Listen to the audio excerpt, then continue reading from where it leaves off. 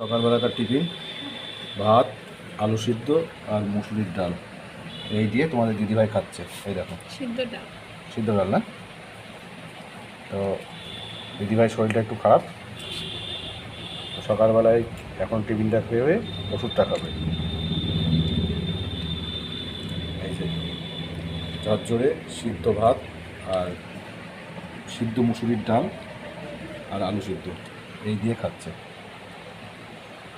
ভালো লাগছে? হ্যাঁ, মন দিয়ে খাও। লঙ্কা ঝাল আছে, সিপি লঙ্কা না, সিপি লঙ্কা বলতে ঝাল আছে।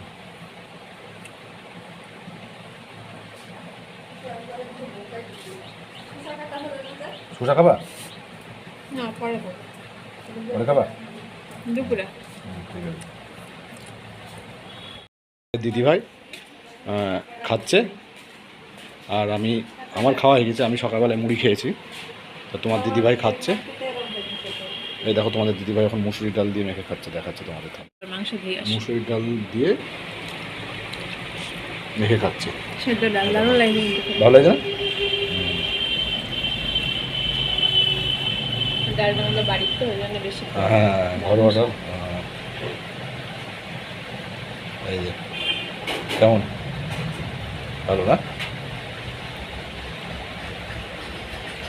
মাংস দিয়ে ও, আর এর মধ্যে কি আছে এখন দেখানো যাবে না, তো একটু পরে দেখাবো।